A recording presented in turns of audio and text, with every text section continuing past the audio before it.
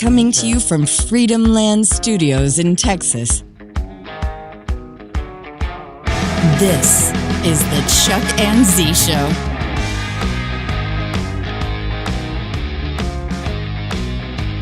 And now, here's Chuck and Z. What up, everybody?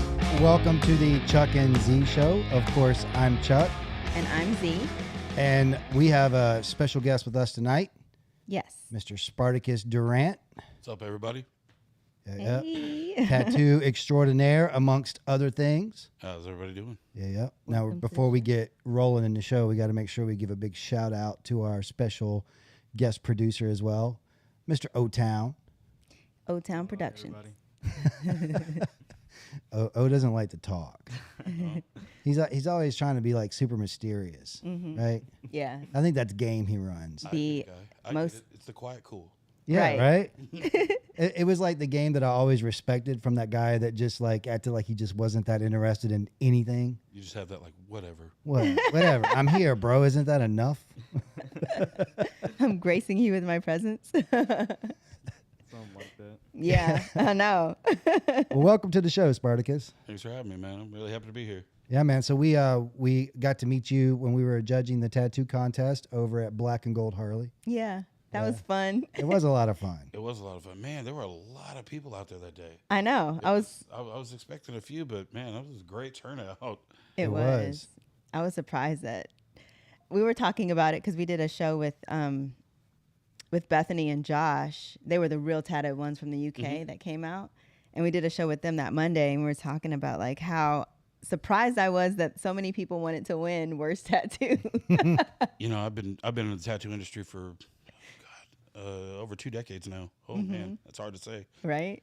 But you see those people in conventions here and there. You'll see them to where they come out and they have that most unusual or like worst tattoo, and you'll see just hordes of people like, I got this. Right. Like, oh my God, you just see so many bad things over the years. So many bad things. And that was my favorite part of the show. Yeah, it kind of is, because I've gotten to the point where you say what you feel. Right. And nobody really, like we were talking about earlier, if I say it, believe it to be true, because it's one of those things like I don't hold back. I've written on convention cards like, oh my God, start over, or what the fuck is that?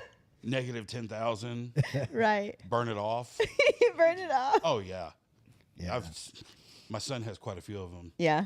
Oh yeah. Well, you weren't that mean at the last. No, my man was angling for business.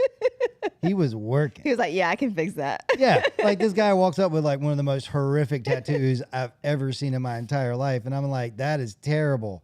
Right? I'm like thinking my job is to roast him. He's over here, he's like, it's not that bad. I could fix that in the afternoon. Here's my card. That dragon one, I could see it. I think I was the only one that day was like, oh, it's a dragon. The guy's like, hey. Yeah, I didn't see that. You were the only one. Like, oh no. I was like, what is this swirl thing that's going on? No, it was terrible. I didn't see that shit at all. I do that. I do that a lot though, man. I see tattoos like that. I put my foot in my mouth. And some reason at the end of it, I'm telling somebody like, yeah, that's easy. I could, you sketch real quick for them what it could be, and they're like, oh, okay. And yeah. Next thing you know, you got to back that shit up. Oh my God. Like, bro, I thought you had me. No, I could do it. It's a headache and a half. And a lot of people, like a lot of my clients don't know, like I do a lot of color portraits. That's what I got known for in the first place. Okay. And I'm colorblind. For real? Oh, dead serious. So you can't. What colors can you see? I don't know. I've learned to see certain tones of certain colors. Okay. So you just, and it's, you got to look at it. Every now and then you grab the wrong bottle, but somebody will be like, hey. See? So can you see, like, what color am I? What, mocha? Okay. I just wanted to know. That's a, like, can you? Wow. That's a rough one. Like, what color am I? I've got a skin tone set just for that. Makes it so much easier. I just want to know, like, what it is to be colorblind, because obviously I'm not, but I just, it's kind of interesting to have someone that can't see color, but you have to try to figure it out. Well, and it really, that's really where I get out of it, is it's a puzzle and I get to solve it. And I've done some things that have come out really, really crazy. People, I took one of my old bosses. He was laying out his color formula for me, and I took it and I did the Willie Nelson portrait that everybody loves on my website. And I mean, afterwards he came up to me at the tattoo and he was like, "Well, fucker, how are you gonna take my shit and make it better?" Yeah. I don't know. This is the first time I'm using it, man. Did it come out good? Like, it looks good to me, but I don't know. Right. So you're always second guessing yourself when you do that stuff, but it's just so much fun, and it's another one of those like, why did I sign up for this? Who told you I could do this? Right. A lot of my work has gone black and gray, and that's a different beast altogether. Okay. It's fun, Yeah. but it's unforgiving. Right. Yeah, Right. I won't dive into it. I'll just throw it out there and let it alone. But that figures into my whole conspiracy about you can hack what we see. Yeah. Like I was actually, what I was getting at was what you explained, how color is and What how color it like actually is, yeah. like comes off of light, Right.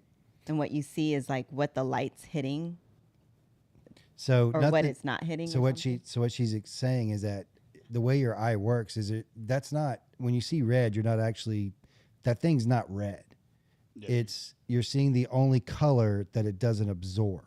So it's the only color that bounces back to you, right?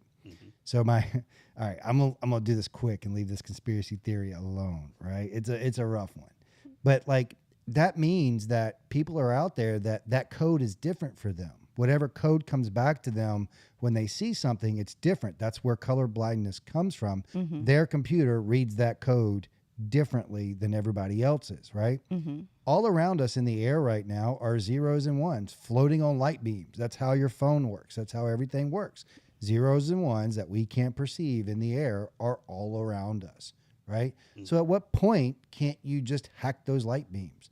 If you can put zeros and ones on them, why can't you just make me see something that's supposed to be red as green? Why can't you literally make me not see it at all? I think they have glasses for that. Yeah. That's what I'm Well, I know saying. they have glasses for the colorblind thing. They My do. brothers asked, I'm gonna buy you some. No. My girlfriend's asked, I'm gonna buy you some. My mom, no, I'm gonna get you. No, clients even. Yeah. Let me get you some of these. Well, why? I already figured out how to do this. Right. I'm not trying to learn all over again. I'm trying to learn something new. Yeah. You're like, you're gonna mess my dreams up. The color that I saw isn't like it's gonna change. Oh man, but I feel like a lot of it's a lot of fun. I keep doing it to myself, even though I bet you complain about it. And I'll get up halfway through a tattoo, and if I got a friend around, I don't know, man. They're like, it looks fine. Like, what are you talking about? So I don't know. Yeah, I felt that way when I first got my outline because both my arms were done as complete outlines and then colored in. Yeah. And I remember walking around with the outline going, Like, what did I do? I have so many clients out there. You know who you are. We're finished. Who need to come in and get finished? I've got I've got a Japanese sleeve. I've got back pieces. I have a client that has, I just talked to her the other day, Naomi, shout out.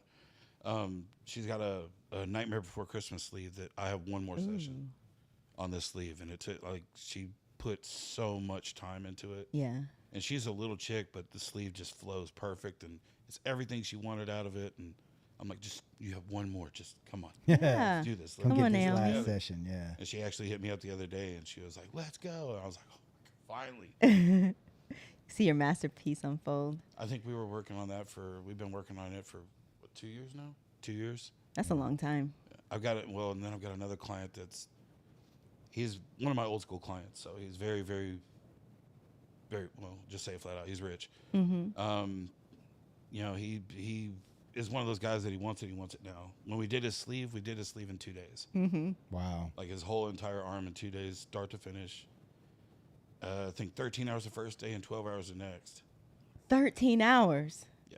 Oh, He no. called me up about 8 months ago, and he's like, I want my back done. Oh, I gosh. was like, hey, man, I'm not doing this wait around stuff. Like, let's get it done. 25 hours. No, we've done 10 full day sessions so far. Nah, bro. I'm sorry. Like, I thought I was tough doing 5-hour sits. Right? I'm not doing. I remember the last 5, like when they got up under my underarm, like she calls it my armpit vagina, That sweet meat. because it's the only time I ever tapped out in a tattoo was when they got right up in my armpit. But that was about hour 4.5, and my arm was so swollen, like it was just like a big rubbery mess. I couldn't Yeah. do it anymore after that. I don't know, man. When I get tattooed, I'm that weirdo. Yeah. I do my best sleeping when I get tattooed. Like, Yeah. I go Oh. to sleep, Yeah. or I'm either watching the artist. Like, I had a very good and very old school tattooer friend of mine, Lefty Colbert out of Waco. Great guy, and he did the portrait of my homie that passed away, and we put the ashes in the ink and everything like that. So I take my brother with me everywhere now. Yeah. And he was on Ink Masters, Clint Cummings. Okay. Okay. So Clint's actually tattooed on my leg with his ashes in. So I take him everywhere with me because we were That's that awesome. close. And Lefty was doing my leg, and it was more just I was watching him trying to learn the whole time, and then I got bored, and then I kept on hitting my pen. Yeah. And next thing you know, he's Zoned doing out. a seminar, literally about 12 artists around him, and I'm sitting there trying to like tickle his ear or like just fuck with him the whole time. Yeah. At one point, I was like, and he just looked up real quick and just, oh, shush. Scared the shit out of me. I was this for the next 30 minutes at least. I was just like, I'm not hands in pockets, you know. Yeah. Behaving yourself. But he's a good dude, man. He killed the portrait too. That's awesome. Yeah.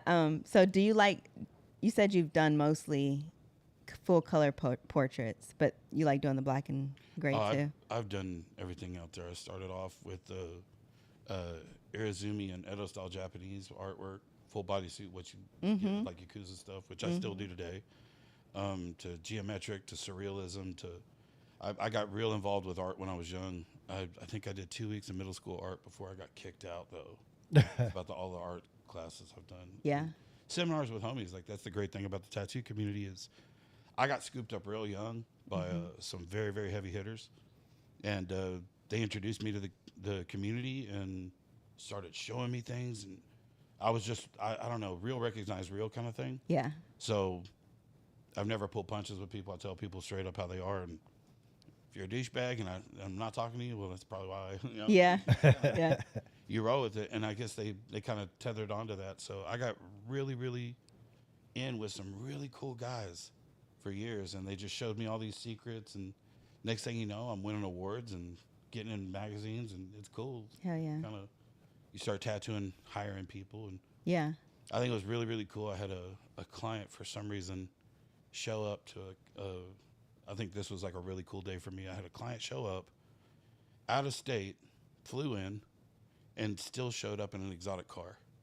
Oh my God. Showed up in a Lambo, a Huracan. Yeah. And I was like, are you serious? Like I've had a friend. He's not going to rent a Mustang. Or Uber. Like I like fast cars, but Right. showing up in a Huracan, that's flex. Yeah. Yeah, for sure. That's a flex. Yes. You're not from here. Did you ship that here? Right. Well, I know it's kind of faux pas within the tattoo community to ask someone to work on something that somebody else has worked on. But I know that you and I kind of discussed. I want to get my left arm touched up, and we've been talking. I got it too, man. Look, dude. I got Deadpool and Wolverine. It's the perfect time to touch it up. Bro, isn't it? Oh I my mean, God, I'm so excited about I can't wait. Oh yeah. that. Wait. Next week. So I'm a big Deadpool fan. When I was young, I loved comic books, and I mean it's like everybody's first. I loved reading pretty much anything, but comic books were an art form that I really really liked. I started off kind of like with Spider-Man, right? And I love Spider-Man. Like I got him right there, little Spider-Man right there. But the problem I had with Spider-Man as I got older was like he wasn't mean enough. He was soft. Yeah. Yeah, like I liked that he talked smack the whole time he was roughing you up, but he wouldn't like take you out. The only problem I had with Deadpool, because I'm a huge Deadpool fan, ask anybody that knows me, is everybody rates him as, it's Marvel's first R-rated comic. And I'm like, No, it's not. No. did we forget about Blade? Did we? Right. Did we forget about Blade? The true comics, I don't even know shit about comics, but I know that fact. Right. Bro, when Blade, that opening in Blade, that with what was the porn star's name that was in that? Tori, what was her I name? don't remember. Something, anyways. But that opening with her where she meets the guy and she like he thinks he's getting lucky Yeah, and takes him to the club. takes him to the club and you come in and like it's like this Blood flowing and you got to think about the time when it was like the 90s, so it was all fucking goth and neo. 90s, early 2000s. Was it the early 2000s? I don't know. It Blade? was like between then. I'm Okay. pretty You're sure probably right. All well, right, I think go Blade ahead. came out before the Matrix, didn't Go it? ahead. You know what? one of our producers should be looking that up right All right, now. go ahead. All right. Anyways. Anyway, but anyway, so he comes out and then the music changes and the blood starts pouring. Yeah, and late 90s, 98. 98. I told you it came out before the Matrix. Matrix came out in 99. True. So it was like just this dark emo thing, which was kind of right before when all that stuff was taken off. And then Blade shows up. Not a spot of blood on him in that black leather, and he just lays waste. It's one of the best opening sequences to a comic book hero movie ever. It was good. Well, the fact that Snipes does his own stunts too, you I have know. to respect that. You know, he's a black Jackie Chan. He's doing his shit. Yeah. You gotta, Passenger 57? oh my God. What are you talking about? U.S. Marshals. Right. He- oh my gosh, He I whipped forgot ass in- about I mean, him. he did the movie Art of War. Yeah. Right, exactly. Yeah. I don't know. I really respect people that got it in them to go all the way and do the gusto, do the shit. You know? Mm-hmm. You can have like I was watching something the other day. Tom Cruise Yeah. jumped out that dirt bike off the mountain. Oh, yeah. in- Mission Impossible, the most recent one. He did it 5 times to get the shot. Yeah. He didn't have to. He had a stunt guy for that. He's Right? like, no, I got this. He's like, I got this. That dude also, really- I'm going to hang off a plane while it's in the air. That dude really likes making movies. Nope. Sorry. He really likes it. I got a tattoo friend that keeps trying to convince me to jump out of a perfectly good airplane. Not doing it. No. I've had a friend hit So No. and survive. you've jumped out of a plane before, and you said, I'm not doing it again. okay, right. But you were like, it's not that bad, right? You know, it's weird because, like, yes, once you get to the ground, the first thing you think is, I want to go do it again. Yeah. Right. And it's one of those things where it's like, yeah, but for me, I don't know what it is, but like 3, 5, that was like 20 years ago. Right. So that far removed from it, I go, what an idiot. It is freaking scary. How dumb. How dumb. Yeah. How dumb. Even For what? Even For what? tandem. For what? I mean, I know you have to go tandem a few times The first before you time can I went go tandem. before you can go by yourself. But I was reading this article where this girl had gone tandem to get to the point where she was, jumping by herself, and she said this was her 16th time jumping. I'm good. Which she's pretty new because, like, being an expert, you have to jump like over 100 times or whatever. Her initial parachute came out, but it wrapped around her leg, and she was so new that she didn't think to pull the extra parachute, and so she's going down, and eventually she like gets it unwrapped, and then the parachute goes up. By the time she does that, she's hitting the ground, and basically is paralyzed, and then has to relearn how to walk again and all this stuff. And I'm just like, nope, it's not even worth it. Nah, I'm good. But I ride a motorcycle. There's a tattoo a friend of mine that did that, and 2 of our friends were actually on the ground eating breakfast where he hit, and saw him bounce. Oh, hell off the no. ground. Whoa. And he survived. Had to learn, like you said, had to learn how to walk. Everything from his hips down was like shattered. Yeah. And everybody's, helping him out. Yeah. Community pulls together and stuff, and he makes it, survives, fucking learns how to walk again. First thing he does, jump out of a plane. No, he didn't. I'm like, we're not friends anymore. He's just a glutton. We're still not friends. There are so many things that people do that I just don't understand. Like deep sea diving. I don't understand cruises. Why? I don't get that either. What's the point? We're on a I'm ho- right we're, there. we're I on was a- just telling him last night. I'm like, something goes wrong with that ship. You're in the middle of the ocean. It's What a are you gonna do? floating hotel. Who goes on vacation to stay in the hotel? It's not even that. It's only so big, and I have insomnia. I don't sleep that much. So you can I only get do so. bored. And it's like, if that's like a prison, that's like jail. It is. I don't want to go to jail. I've done that. I'm not doing that Bro, again. do you know a feeling the older I've gotten, the more that I find myself feeling this way? Like this is the feeling. I don't know those people. I don't know who they are. Right. I'm gonna go hang out on a boat with 500 people. I don't know them. Right. Well, and then there's always a theme to it. Now there's a singles cruise or a adults Or we're gonna get drunk cruise. or a Disney cruise. Right. Or like drunk cruise is like I don't drink, so it's kind of I'm the lamest tattooer you'll ever meet. Like I'm the one that's back at the hotel room, like answer the phone, like, oh yeah, I'm at the club. Like, yeah, no, I'm on the left side of the stage, man. Yeah, come over here. You're really back, just chilling at the hotel The room. older I get, the more like all my old school homies, my old heads are are like off grid now. Like when I run into him, I'm like, man, I haven't seen you in 10 years. Like, where did you go? You ain't got to know that. Okay. But I get it now. Yeah. I understand that. This young generation doesn't understand that. Yeah. Well, what else are they supposed That's to do? true. I mean, we talk about this all the time. They don't know anything else. Mm-hmm. They don't understand a world where they have privacy. They don't understand it. They don't have privacy. You're right, because they have their phones all the time. I was talking about this the other day. It was literally a 10-minute drive. Literally 10 minutes. I went to the store to pick something up and left my phone at home. And Freaking out. like 2 minutes in, I was like, oh, where's my phone? Mm-hmm. And then I literally had like a 30-second panic attack where I'm like, do I know how to get where I'm going? Oh, I do. And then I was like, oh, okay. And then for like the next 8 minutes, I was like, this is not bad. Nothing's happening.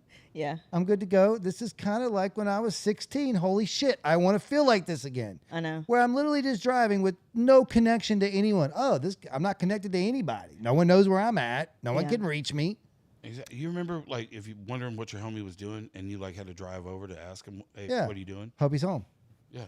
And hope he's home. Yeah, you don't even know if he's home or not. And your mom would ask you, like, hey, is he home? I don't know. Saturday morning, hit the bike. Go over there? Yeah.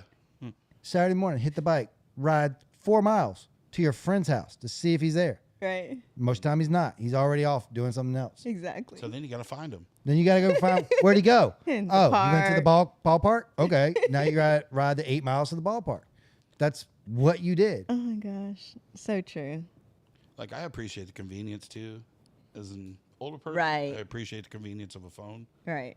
But I also didn't sign up for GPS tracking or, like, yeah, don't get me wrong. It's helped me in getting places. And You know, I've been thinking about that a lot lately because we do this nostalgia thing as humans where we go, you'll see these lists online. People who grew up in the 70s live like this. Kids of today will never know what this is like. And they'll show this thing where it's like, oh, you had to go to the store to do whatever it is, right? Yeah. And it's like this rumination on the nostalgia of it and how important this is an experience that they don't get. That was important to you. That was your experience. They will, in 30 years, be talking about, do you remember when TikTok came out and we had to do this and that? They will have a totally different nostalgic experience.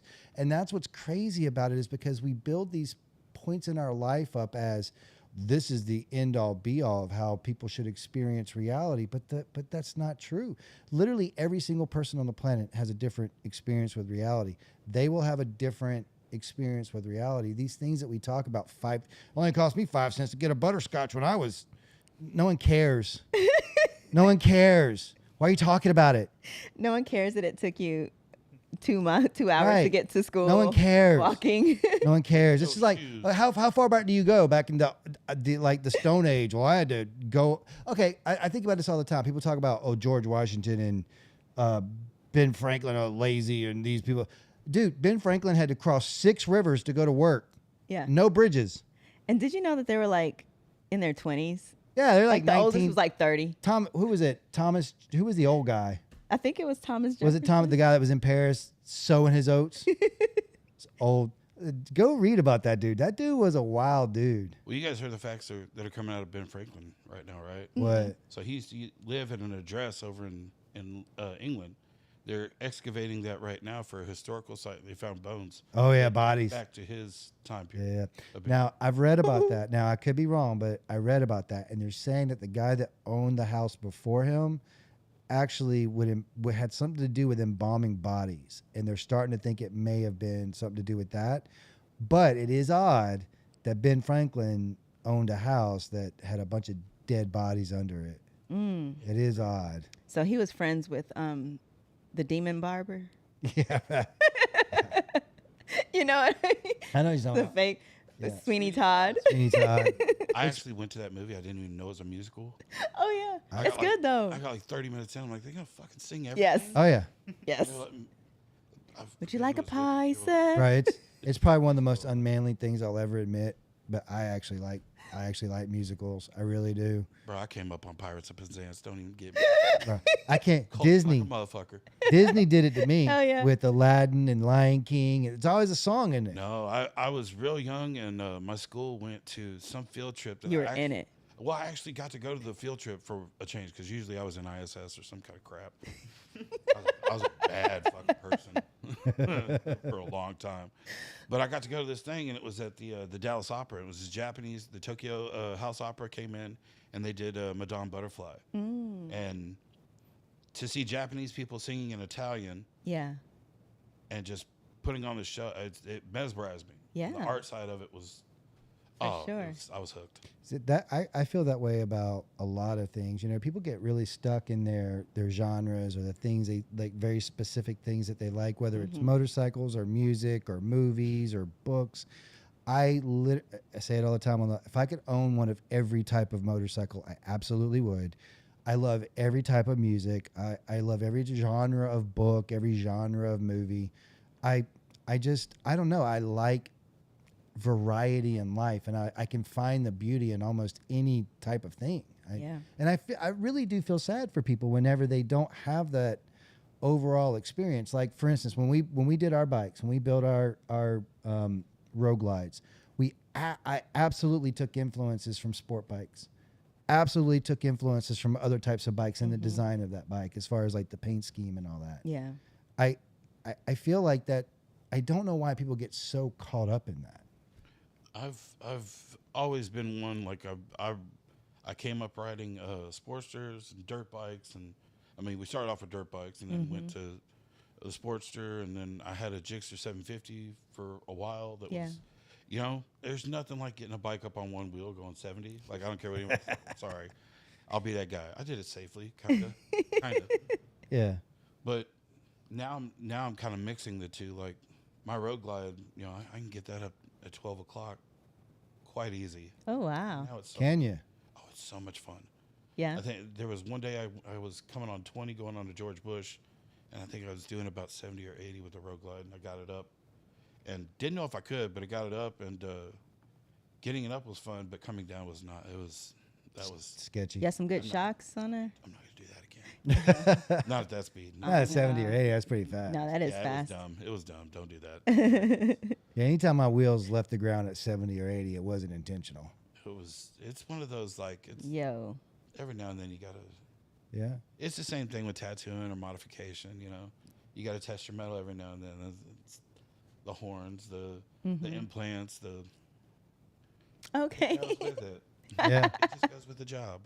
That's how it goes. You just kind of keep going. So I want to ask about that. So how do you do horns? Like, what is that process like? So the horns themselves are called subdermal implants. They're made of a kind of a squishy silicone. It's like a hard gummy bear almost. They're made by a manufacturer named Steve Hayworth.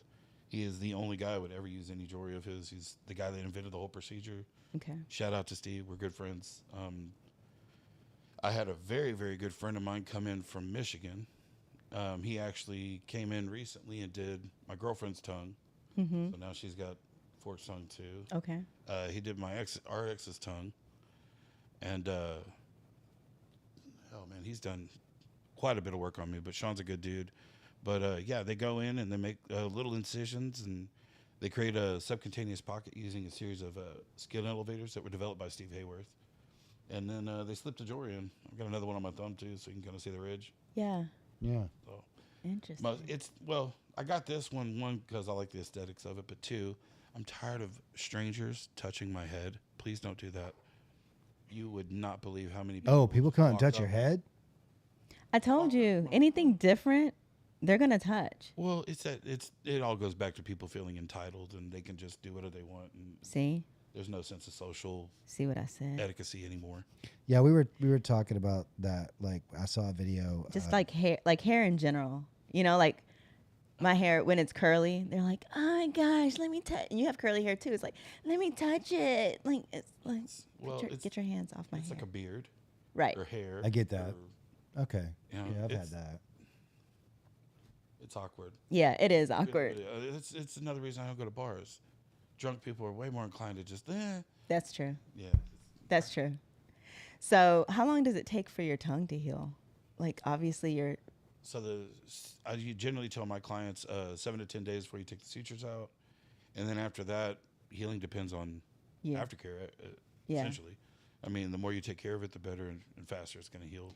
yeah.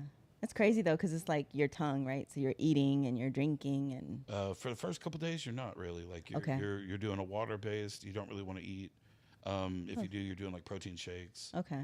Something low in sodium, something that's not going to help promote swelling or anything like that. So we usually kind of run through what people can do, and it's kind of at your own discretion. Mm-hmm. I think when I had mine redone the second time, the right way, oh man, I think it was like 5 days I didn't eat, but I'm used to fasting, so it kind of goes with it. Yeah. It's almost like when you get. Well, I just had my wisdom teeth taken out like 6 months Exactly. ago, so couldn't really eat. Right. Mm-hmm. Mouth was so much in pain, so I get it. So what are the risks with like a procedure like that? Mostly with that is if you go to people that don't know what they're doing, man. I mean, you have veins, arteries everywhere. You have tendons everywhere that could, I lost a little bit of blood on this one, and Sean was quick to just on it, take care of it. Everything was fine. Like I think we had, it wasn't really anything. I don't know. With me, I feel like most people, infection would probably be the main thing. Yeah. You're clean in front of people, but most people, Yeah. while they're alone, you never know what they're. Yeah, For that's sure. always my thought about food. Like anytime I'm ordering out, I always think about that. I try not to, man. Mm-hmm. Yeah, I go to certain restaurants. They know me. They know I don't dick around. And it's kind of, but it's cool. I mean, when you look like this, yeah, you do go to certain places. And Yeah.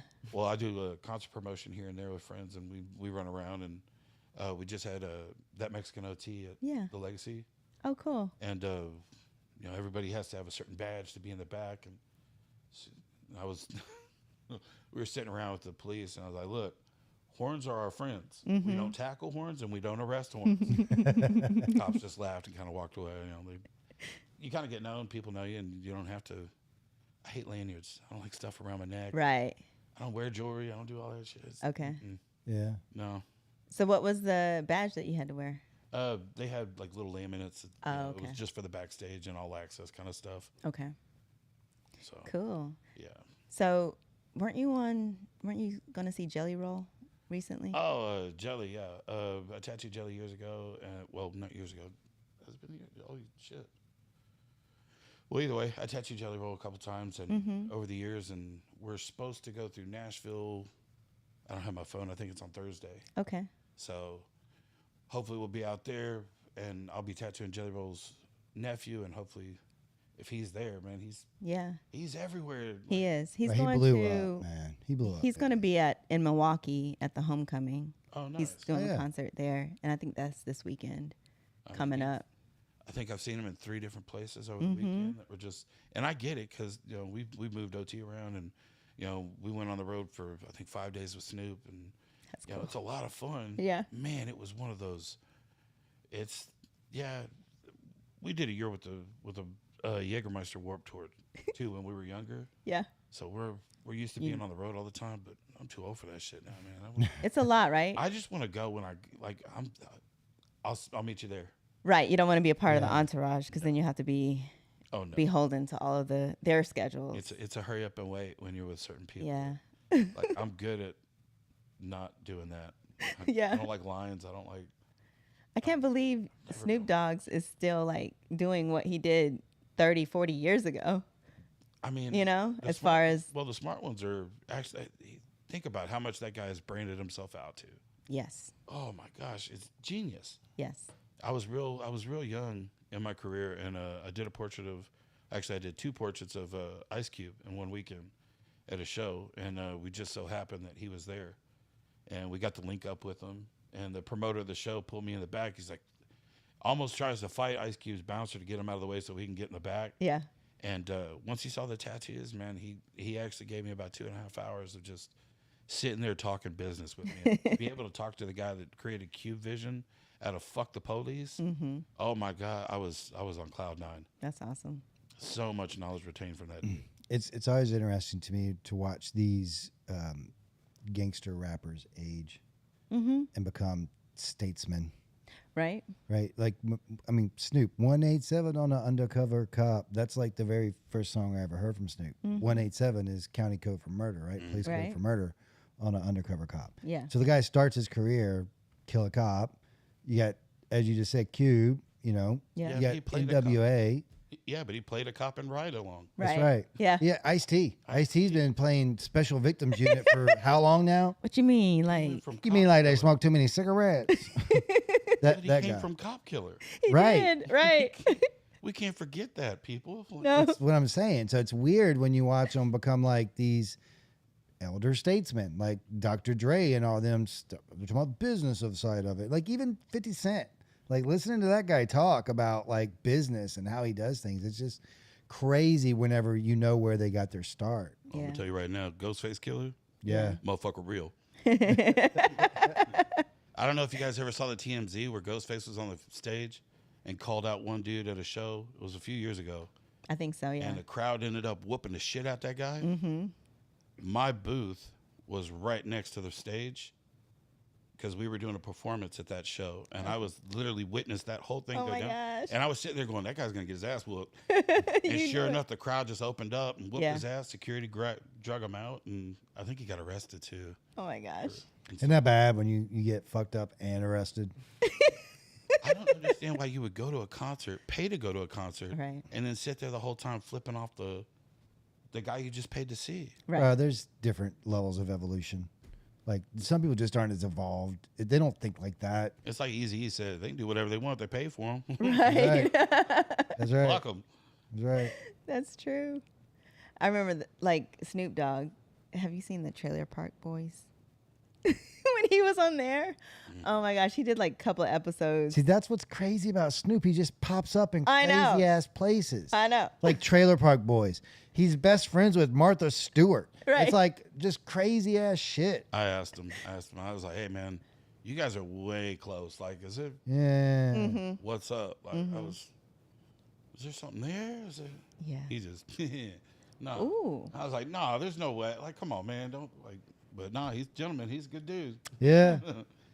Yeah, no, but Tell. yeah, Dr. Dre, Dr. Dre is the one that changed me the first time I heard the Chronic. It was over for me. For real. Yeah. Yeah. It was done. I remember like getting into rap music when I was young. The NWA really, like Straight Outta Compton was there. A lot of Cypress Hill. And then Wu-Tang obviously was, I love the jazz influence of Wu-Tang and like, Yeah. Digital Underground and Yeah. Diggable Planets. Diggable. Yes. I mean, both of them, Digital Underground and Diggable Planets was just, it was everywhere. It was crazy. Yeah. You know, and I don't know. I pulled influence from everything in my life. I'm very, very eclectic. I like all different genres. So it's weird because I have a lot of people ask me, like, where are you from? Like, I can't get your accent. Because if I'm around my New York homies, I'll pick up their slang. Yeah. My West Coast homies, I pick up their Yeah. vibe. And Yeah. it's kind of like it jumps around. So I'm home everywhere I am. Like, I've made homes and friends everywhere you go. So it's always fun. It's Wu-Tang was another one for me too. You mentioned Wu-Tang. Like just you got to think about it. This little rural ass country boy growing up in a trailer in South Carolina, and I loved Wu-Tang.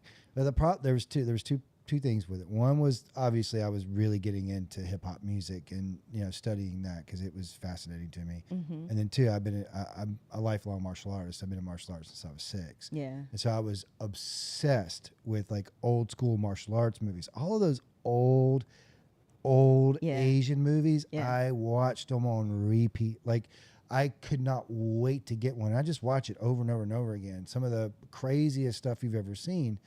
And so whenever they merged that old school kung fu with hip hop, Shaolin Temple. Yeah. oh my God. Yeah. Like all those clips, like all my friends had no idea what those sound bites were. Like Yeah. whenever they would play them, nobody knew what that was from. And I'm like, that's from like Crane. That's from like Yeah. Tiger versus Crane. That's like the 7 Death Touch. That's Gordon Liu. What are you talking about, bro? Yeah, I was all in on that. That's But funny. me and my friends used to watch those movies because we were 2 or 3 of my friends. I had a couple brothers, and then one of my friends was into martial arts too, and I was into martial arts. My brothers were older than me, so they were like, they would just beat you up because they were bigger, right? But we would go out and we'd watch these movies, and then it'd be like 2, 3 o'clock in the morning. We'd be out in the grass just Practicing. beating the shit out of each other, imitating the these moves. movies. That was I love that stuff, man. I couldn't get enough of it. I was the same way. I got brought up on the kung fu. I got trained real young. Started training real young. Got into martial arts, Golden Gloves. Did that for quite some time. I mean, I still do Thai fighting under Sims Muay Thai and jiu-jitsu under BTT. So, Nice. Yeah. But yeah, those old school movies. Like I think I was watching the 36 Chambers. The 36 other day, Chambers, yeah. and I just had it on in the background while I was tattooing, and part of the time Yeah. Right, watching the whole thing. Part. This is you got to watch this. Oh yeah, that's fine. I can fix that. I can cover that up. That's fine. Is the color good? Is that the right color? It's so everybody talks about Jackie Chan. Everybody's like, "Oh, Jackie Chan came out, Rumble in the Bronx." Obviously, I appreciate it for like the crossover factor. Yeah. But in my opinion, you have to go all the way back to Half a Loaf of Kung Fu. If you go that's one of the very first martial arts comedies that's really kind of set the tone for Jackie. Those are the ones I loved. The ones where like it was this martial arts thing, but they added this extra Comedic. Right. It's almost like going back and watching Buster Keaton. Yeah. Going back and watching, Charlie Chaplin, silent movie stuff. True. I want to agree with you, but man, I got so into Jackie Chan, and once again, the guy does his own stunts on everything. Yeah. Just recently, they had that clip that they were showing. It's like a 30th anniversary of some of his stuff, and he's sitting there watching it with his daughter, and she's just like, he's like, "Oh, I broke ribs there. I broke my nose here," and like, Isn't that so crazy? and at the end of the movies, they always have the bloopers where Yeah, Yes. where he's getting fucked up. yeah, and he's Like for 10 beautiful, minutes. just, Yeah. Yeah. Ugh. All right. Serious? What was Oh the my gosh. my favorite one is the drunken. Drunken Master. Yeah. Master. Yes. Yeah. Love that one. That's one of those movies where you have. I always like where the martial arts is okay and everybody's enjoying and it's entertaining, but then there's like this one moment where the guy's had enough, and he just goes fucking off. And Drunken Master, he has it at the end where he just, all right, screw it. He starts drinking nitric glycerin and just goes Whatever off. it takes to get it through. Whatever. Right. I like Operation Condor. Oh yeah, it's amazing. Yeah, that one's Dude, when he good. throws stuff off the wall, like he's like, I always pick up on the stupidest things, right? This is a big martial arts movie, and the thing that I'm noticing is how he's throwing candy off the wall. Like every time he turns around, he'll throw like 2 pieces of candy and catch it with his mouth, and I'm like, that's the coolest damn thing I've ever seen in my life. I love it. It was all those little things that he put in. It's like, I wonder how many times they had to shoot that. Operation Condor, was that where he fought Benny the Jet? Yes. Yep, going up to the Nazi gold. And Benny the Jet was a real dude. That was real kickboxer. So he actually studied under Bruce Lee at one point He did. in Benny the Jet Urquidez. Oakland. Yep, in Oakland. Yep. That was crazy. Yeah. You start seeing the lineage of all those guys going back to Yeah. Lee, and like my boxing coach for Golden Gloves was actually trained in Oakland with Bruce Lee for I think 4 years is what he said. And he's the one that started me in on Jeet Kune Do and Yeah. learning those moves, and Wing Chun kind of stripped down, and it was so fascinating. And then being a boxer, obviously studying the great Iron Mike. Of course. Oh yeah. I'm a short guy. I'm a body fighter. Yeah. I'm an inside fighter. So Yeah. seeing a guy that size move across the ring that fast, I know. one of my favorites. I know. And then now he's trying to fight Jake Paul. It's a white Don King. Sorry. Can't Yeah. say- Yeah. He is. He's. Yeah. I mean, Yeah, don't get me I can wrong. see that. It's American Dream. Yeah. Good for him. So crazy. I started watching that dude on, what was it, Vine? Vine and then YouTube. Yeah. Vine, and then, yeah. By the way, you'll appreciate this. That sword right there behind you is signed by David Carradine. That was one of the props from Kill Bill. Yes, sir. Found it in a Found it in a fucking pawn shop. in Blue Ridge, Georgia.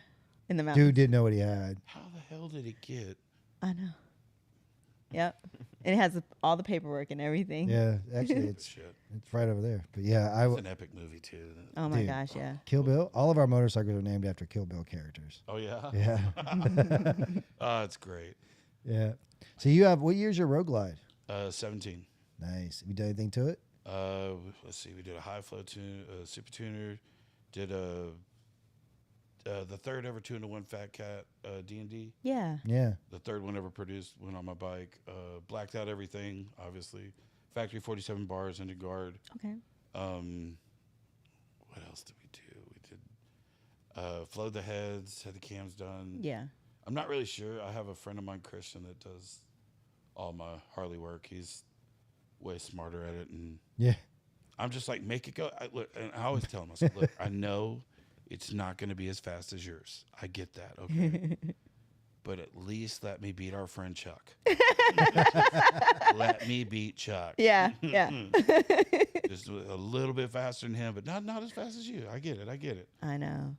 What's crazy about, we were talking about this the other day, just like the stock builds of the Harleys now are just like fast. They're amazing. Off just stock. The CVO ST. Off the I line. mean, I feel like the people, like, they just want to see a bigger number because it started off 88. Now it's at I saw 131. Now it's 135. Oh, great. Yeah. That's all I need. And S&S has a 136 Don't kit. tell me that. yeah, I think I'm at the point, right? Like right now we're 150, 160 Horsepower. and torque. And I think that's about where I need to be.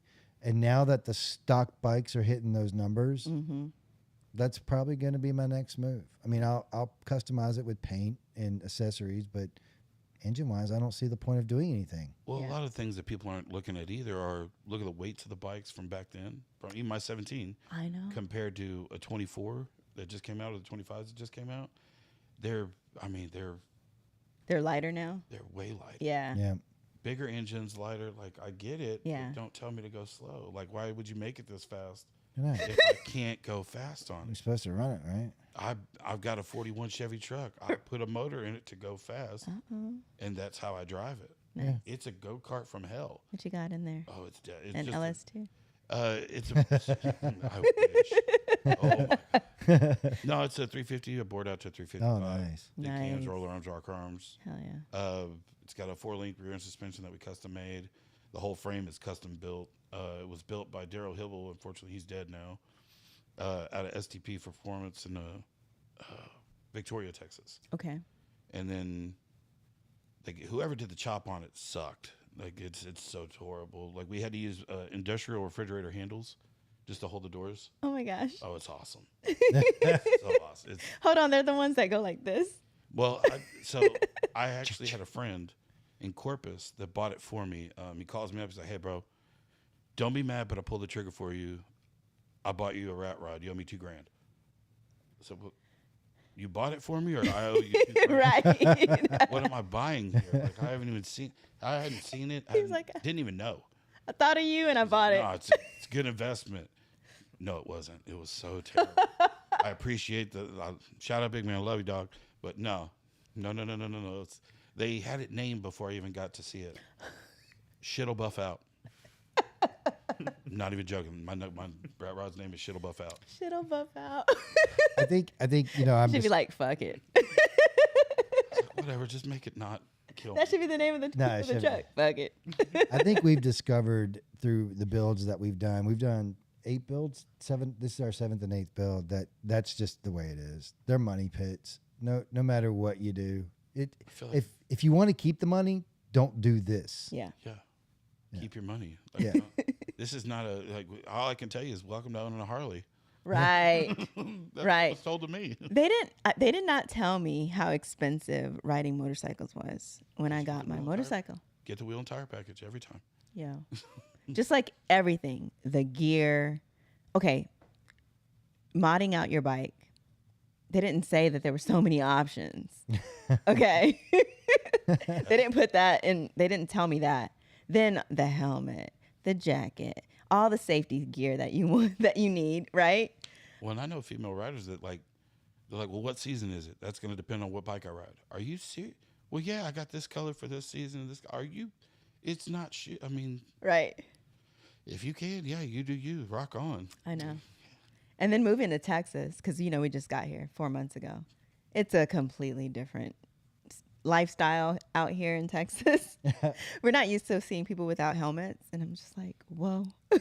This is so weird seeing people just riding Yeah, I can't. on the interstate without a helmet on. I can't do it. Which, That's me. you I ride mean, without a helmet? you do you. Well, okay, so when I rode sport bikes, I would wear a helmet because obviously something's going at 12 o'clock. But on Harleys, even at 12, my mom yells at me all the time. It's like, Mom, I had bumpers and stuff. I know that's. I was gonna say like it's probably hard for you to wear a full. How much face impact will that take? Not that much. Yeah. Like I said, tie fighting. The first question I always ask my coach: Can we headbutt? You're like, you I'll can win. headbutt. You guys fucking hurt him. Well, at least they're not the spikes. I've seen people that actually have like The spikes. transdermals. Yeah. Transdermals are. So I actually had a microdermal, which is a smaller version of a transdermal in here. Mm-hmm. And let's see, I lost that. I don't know what year it was. It was in Fort Wayne, Indiana. Some guy, fucking drunk at a bar, was dicking with us all night. Threw hands at a woman and had to fight him. So I lost that night, but it's cool. I got 2 of his teeth. So that was fun. It's a good trade. No, seriously, my son was helping me move one day and pulled out a bag. What's this? I said, you remember I told you I got a bag of teeth? You literally kept his teeth. I have a bag of teeth Oh my gosh! from over the. Of all the people that you knocked out their teeth. He's like, Pop, there's like literally 40, 50 teeth in here. I said, I swear it's not my fault. I didn't do it. I didn't. No, I thought you were. I thought you were a tattoo artist, not a I dentist. was. I am. No, I just, when you look like this, people want to fuck with you everywhere you go. I'm a nice guy. Like, Comes with the territory. all my clients are like, you're a teddy bear. I'm like, don't tell nobody, man. They fucking be testing me out here. I didn't make myself look this extreme for you to think I'm a teddy bear. I want to look like this so you'll leave me alone. Like, All right. That's hilarious. So born and raised in Texas then? I was born in Texas. I was raised a little bit everywhere. Okay. Yeah, so like I said, I got homies everywhere, and I was traveling so young. What made you come back to Texas? I mean, it's home. Yeah. I started getting more involved with my family because I wasn't really involved with my family or anybody, just doing my own kind of thing. Mm-hmm. Started getting a little more involved. My mom started getting up in the years. Yeah. And it's weird because like I went the way I did. Like, my mom's a Fed. Oh my gosh. She's retired. My whole family's law dogs. My grandfather was DPD and a sheriff. My mom was So you know how to get around the law. I can neither confirm nor deny. Allegedly. That's exactly the right way to respond. I mean, you start talking to your mom. Now that I'm older, I can tell her stuff. Right. Oh man, you didn't know this. I don't want to know. That's so much fun. I've done that with my mom like 3-4 times now. So Tell her stuff she definitely does not want to know. Right. So much fun. It's fine, Mom. Statute of limitations like 2 years ago. It's fine. He's like, it ran out. Well, and now my mom sees me doing what I'm doing, and actually like, I travel around coloring on people. Like, it's so cool. Mm-hmm. And I asked her one day because my sister's a certified recreational therapist, Mm-hmm. so she plays video games to help with hand-eye coordination with her Oh, patients wow. and stuff. Yeah. And we're at dinner one night, and I'm like, "What's it like knowing that you spent 30 years in a prison, so your daughter can play video games and your son can color on people?" My mom just sat there and she's like, "I got fucked. I know. Screwed." She did the hard work. So you guys should just chill. She's a cool. I mean, my mom's pretty savage. Like she's tatted up now. When in the beginning it was, no, you can't do tattoos. Tattoos are convict. Mm-hmm. Because it's her fault. I got into tattooing. I'll say it. Because she said no tattoos. No, we were actually at her bank, which was a credit union on compound, Mm-hmm. and she ran into an inmate that told her good morning. And I said, "Who was that?" I thought it was a coworker. She's like, "That's one of my inmates." And I look back, I'm like, "Hey, that motherfucker's on the wrong side of the fence. You need to go get him and throw him back on the other side. Like he's gonna get away." Yeah. She's like, "No, he's a trustee." And so she explained that, and I was like, I noticed he was covered. Mm-hmm. I'm like, what's that? So she cognitively explained what a tattoo is, and I was like, yeah, I want that. I want that everywhere. So he had tattoos all over? Oh, yeah. Okay. Covered penthouse shit, and then you see the old timers. My grandfather was in the Navy, and he had buddies that all had Navy tattoos. Mm-hmm. That's just nostalgia. It's like seeing a fucking 36 knucklehead. You're just gonna Right? take the time to, excuse me, I'm gonna go look this over every bolt and nut and just salivate. Yeah. Oh my gosh. I bet. That's insane. Is it crazy seeing how it's become kind of like a fad now? Acceptable. I hate it. Yeah, I I bet. think it's I appreciate the acceptability in public and everything. Like everybody's just more like dig your tattoo, or they want to know, oh, do you do tattoos? But the industry itself has become so bastardized and corrupted that I hate it. All Yeah. these new young art. I mean, it's not gatekeeping or anything like that. It's nothing's been paid forward. Yeah. These artists have no No respect earned. for what it is. Not earned. I'll tell you one Be thing. reserved for a single person in a tribe as a rite of Yeah. passage. Yeah. Like they have no historical value to it, so it's meaningless. They're willing to tattoo anything and everything for $1.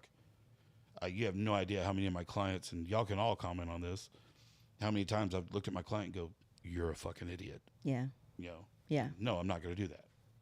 You save people. Yeah. Yeah. I want your opinion on something else, but I want to say something about that first. Remind me, I want to ask you about getting put under when you get tattooed. But for me, my tattoos are a clear line of demarcation in my life. Yeah. Very clear, in that I wanted to get tattoos. I wanted to get a lot of tattoos, pretty much most of my life. But it was one of those things that I had the stigma. I was raised with it. My family was Southern Baptist. It was just not something you did. I had one little small tattoo that I got when I was 18. Thought I was a rebel, right? Thought I was something.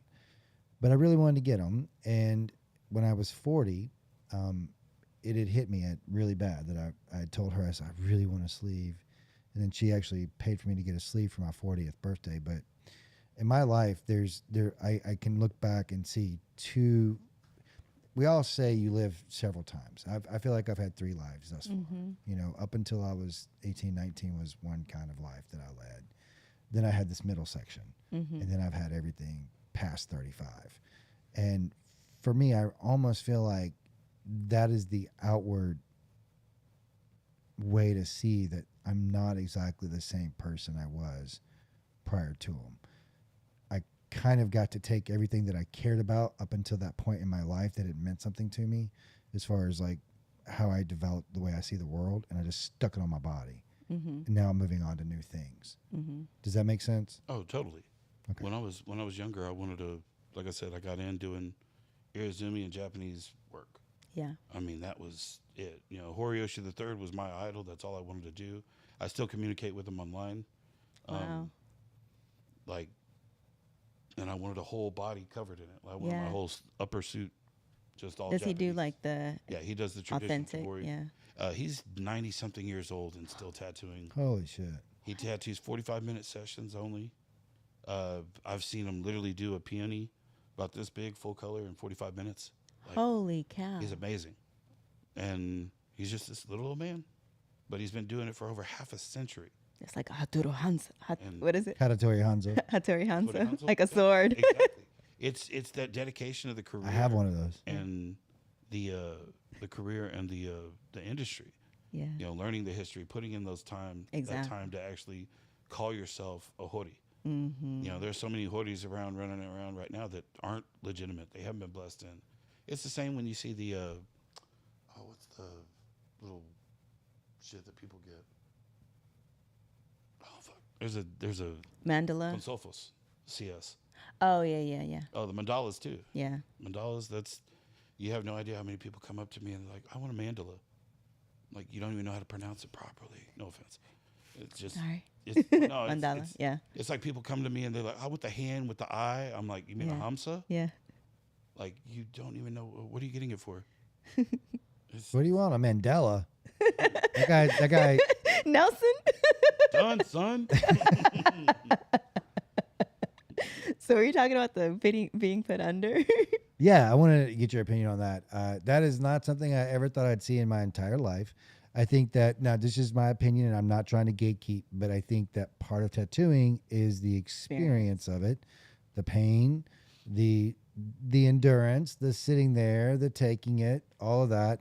So it's been interesting to me to watch this trend of people literally getting put under anesthesia to get what doesn't look to be that big of a tattoo. So they have 2 different forms now. In Chicago area up north, they have doctors that are going around to conventions and tattoo conventions, and you have to be a doctor in order to give some type of local or do full anesthesia. Mm-hmm. Certain MDs can do the locals, but you have to be an anesthesiologist to run anesthesia. Certain doctors up north of Chicago are now going around to conventions, and for a certain amount, they will inject your area with local anesthesia so you can go get tattooed. And if you need a re-up, you can go back. What people don't understand is you're doing so much. You don't know how the lidocaine or whatever they're using, whatever solution they're using to numb it, is going to affect your healing rate, is going to affect your ink, how it affects the ink, how it affects the healing of the tattoo. Also, your pain threshold's there for a reason. Exactly. You don't want to push people, because when that numbs off, That's true. when you come out of anesthesia, the full anesthesia, first off, check your underwear at the door, man. This is man shit. Come do man shit. Like, this was a rite of passage for a reason. If you don't have what it takes to do the rite of passage, a very, very good friend of mine, Sudawape Ricky Boy, he's off of Oahu. He owns Polynesian Tattoo Factory out there. He's amazing. He does the actual tatau. Okay. I've sat with him. He's allowed me to stretch skin while he's tataued. I understand what all goes through. I also know he went 68 hours getting tapped and didn't make a single sound. You're not allowed to in their culture. You sit and you take it. You don't make a noise. And they surround you with people, and they'll sing hymns to you. So the whole time Ricky's tapping, he's singing. And he's just this happiest little dude. And I'm like, oh, wow. bro. That's an experience. It is. It's very much an experience that just awakens you to, this is primal. Yeah. So I told Ricky, I was like, next time I'm out in Hawaii, I said, we're going to go out there, and I said, I want you to tap me, dude. I said, I want some kind of mocha on the face. I can't do the full mocha because it's not my, You're not I have my mark of tribe. Aztec pride. Yeah, yeah, But I want him to tattoo my face because I feel like it means something to me from him. yeah. And, he's the one that called me Tafunga. I said, what'd you call me? Yeah. Tafunga. I said, man, we can fight right now. He said, no. Tafunga is master of your craft. So, oh, okay. He's like, yeah, man, you drive that motorcycle really good. I said, oh, man, come on. I know, right? on. You were like, I was I do like, talking tattoos about too, man. my tats, man. So when you said he called you something, it reminded me. I did want to ask you. So Spartacus, Yes. that's your mom gave you the name Oh, yeah. Spartacus. Yeah. It's cool because it's a great name. Thank you, Ma. But it sucks because you got to live up to it. Yeah. Well, and Danger's my middle name. Spartacus Danger. Spartacus Danger Durant. Danger's my middle name. Right. Somebody You know that's a line, right? Somebody thought this was You fell for that. Somebody thought this was funny. And I've had to, when you're a kid and people are, oh, Spartacus. And then my mom got real, she saw this. She went to Vegas. And then afterwards she was like, hey, I brought you a shirt. And pull out this shirt, and across the front it just says Spartacus. So that's her like, ha, ha, ha. Oh, my gosh. So, oh, you're real clever. Yeah. Thanks, Ma. Did you know you Was- named me this? Was there any reason why she chose Spartacus? I mean, No idea. she's just Spartacus. Yeah, my sister's Andrea. You could have. Oh, wow. You could have easily been a Leonidas. Well, it was that or Nolan, because Nolan Ryan was a big thing back then. Okay. So like I was Nolan, like, too. I mean, But Spartacus fits you. Ryan. It was Ryan. Yeah, I Okay. think Spartacus Danger works. I felt like at some point you got to live into it. See, like if you'd have been named Nolan, you'd have been like an accountant or something. I think Spartacus Danger is a tattoo artist with horns. It's crazy. 'Cause- That's who that guy is. well, it's crazy because now, like, I just 2 years ago I started my fintech, Perception Financial, and now I'm a CEO. And Right. I go in with my executives to these, like, I remember going into banks, going in, with hedge fund people, and they're looking at me. I never thought being a tattoo artist I'd have to learn photography to take pictures to make my tattoos look better. Yeah. Never in a million years did I ever think I was going to have to learn SEC regulations for something. Right. Like, I was like, what's that? Right. Yeah. My guys are just feeding me everything. trying to SEC. just keep up, bro. Southeastern Conference. We talking football? What's going on here? What kind of eating contest is this, man? Let's go. But no, you like I said, it's amazing that it's taken me in the directions that it has, and That's cool. I put everything to art, man. Well, Yeah. man, it's been nice getting to know you. I know we've only known each other for a couple of months now, but I look forward to talking to you more. And I've enjoyed having you on the show tonight. It's been a blast. It's Yeah. been a great Yeah. conversation. I know. It's always fun. It is. Yeah, man, this has been real fun. Well, tell everybody out there, where can they follow you at? Where's all your social media stuff? Where can they see your work at? Sure. The website is spartacustattoo.com. It's kind of a weird. People don't know how to spell it. The first off, that was Spartacus? I, right? It's I know, I, right? Spartacus. Spartacus. And on IG, you can just go to Spartacus Tattoos or Spartacus underscore, or what is it? Spartacus.tattoos. Okay. One of those two. Nice. Yeah. Well, thanks for joining us on the show Thank tonight. you guys for having me on, for real. This is fun. Yeah. Yeah, I really enjoyed it. All right. You got anything you want to share? No, it's a great show. Thank you. Hey guys, remember to like, comment, and subscribe on YouTube, Chuck and Z, and our Instagram, Chuck and Z. And thanks for watching. Yeah. Shiny side up. See you next time. Bye, everybody.